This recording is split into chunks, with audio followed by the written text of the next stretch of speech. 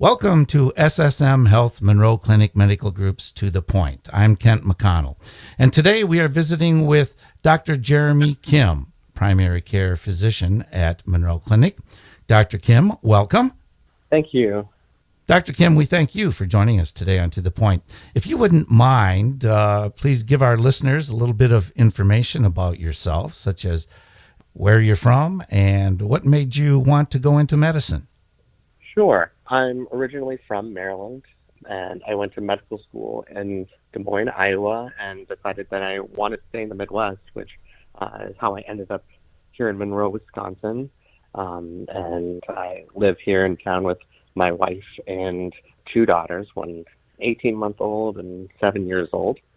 And in terms of what made me want to get into medicine, a couple different factors, but one big thing was that I really enjoy teaching and explaining things to people, and I felt passionate about medicine in general and healthcare and improving people's health overall. And I felt that becoming a physician was a great way to kind of combine some of those interests. Doctor, summer means more families will be enjoying time outdoors. And if you wouldn't mind sharing with us some ways that you can stay safe while having fun this summer. Let's start with bike rides. Sure. Bikes are a great way to get outside and get good physical activity and also develop muscle coordination skills. And the most important thing with bike safety would probably be to make sure that you're always wearing a helmet, one that fits properly. It should be level and low on the forehead with a snug chin strap. And the other important thing to keep in mind is to wear closed-toed shoes and not inappropriate footwear like flip-flops. Also, riding during daylight hours when visibility is good is probably another good tip to keep in mind. There are many folks out there who think when they're swimming is about the only time that they should be using sunscreen, but bike riding would be another time good sunscreen needs to be worn, as well as playing baseball or any type of summer activity. Isn't that correct? Yes. Anytime you're spending prolonged periods outdoors, especially during the hottest times of the day, but even when the sun may not be as visible, such as when it's overcast, you want to make sure you apply sunscreen, something with an SPF of 30 or higher. Generally, you want to look for a broad spectrum sunscreen that covers both UVB and UVA protection. And water and sweat resistant options are great. If you're going to be swimming or doing any exercise, it can reduce the amount of times you have to reapply it. Finding a sunscreen you like is also important. If you don't like how the product feels on your skin, you're going to be less likely to use it. And then beyond whatever product you decide to use, reapplying it often is probably the biggest tip that I'd have. Sunscreen should be reapplied about every 2 hours or anytime you feel like it might have been sweated off or washed away. Now, I'm assuming that when you're speaking of sunscreen, the SPF of 30 or greater is something you should be looking at, but also name brands versus generic brands. Is there really much difference? There isn't much of a difference between name brands or generics. The things that are going to be different in those products are going to be some of the other moisturizers or additional ingredients in the product itself. Some of the generic products may actually be identical to some of the branded products that are out there. The components that provide the actual sun protection, they're not specific to any one product, and often many different brands offer different versions of their sunscreens. Doctor, over the last several years, something we've seen pop up in various yards has been trampolines. And I know that's pretty good exercise for kids, but how safe is it for kids to be playing on trampolines? Yes, trampolines are a popular and increasingly more common outside activity for children to participate in. The American Academy of Pediatrics stance is that trampoline use should be strongly discouraged. So from a medical perspective, there are higher risks for children to get significant injuries. It's a common cause for children to be brought to the emergency departments, for instance.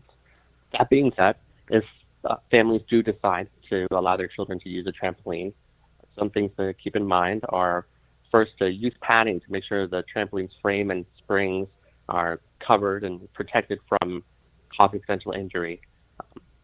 placing the home trampoline on even ground and away from trees or other hazards, and requiring adult supervision at all times and only allowing one jumper at a time on the trampoline without doing any stunts like flips or other things. Now, you mentioned safety is a factor with trampolines, but safety is a factor with almost any outdoor activity, particularly with kids. What tips do you have for backyard and sports accidents?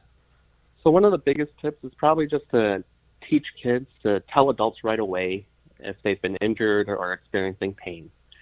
For sports accidents, they should not be told to be tough or try to keep playing, as that can cause additional injuries.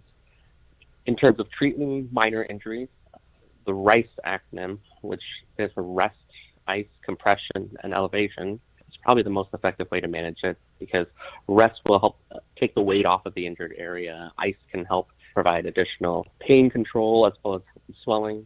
Compression will provide support for the injured area and help you reduce the swelling as well. And then elevation, that's one of the biggest things that'll help reduce the swelling, because it just uses the force of gravity to bring some of that fluid out of that area back towards the heart. Another way to stay safe when you're involved with outdoor activities is to, well, stay safe from bugs. Is it safe to use bug spray on kids? Bug spray is safe for kids once they're older than 2 months of age. And bug spray is important because mosquito and tick-borne illnesses and infections are one of the leading causes of illness and even death in the world. Now, we don't have a lot of the major concerning mosquito-borne infections, but if we're trying to keep our children safe from outdoor hazards, then using products with 10 to 30% DEET and reapplying every 4 to 5 hours is pretty effective in reducing their risk of exposure to insect bites. One thing to keep in mind is you should avoid using combined sunscreen and bug spray products, since the sunscreen would have to be reapplied more frequently than the bug spray. I did not know that. Doctor, if there's anyone who would like to be able to reach you, get in touch with you regarding an appointment or questions involving sunscreen or bug spray, how can they do so? So they can reach out to the Monroe Clinic Primary Care Department. We're located in the clinic building attached to the Monroe Clinic Hospital, and any one of our nurses or physicians would love to talk to anybody about ways that they can get healthy and safe activity outdoors, or questions about specific products such as sunscreens or bug sprays. Dr. Kim, thank you for being with us today. Thank you for the opportunity. It was nice speaking with you. We've been visiting today with Dr. Jeremy Kim, primary care physician at SSM Health Monroe Clinic Medical Group. I'm Kent McConnell, and you've been listening to the Point, brought to you by SSM Health Monroe Clinic Medical Group.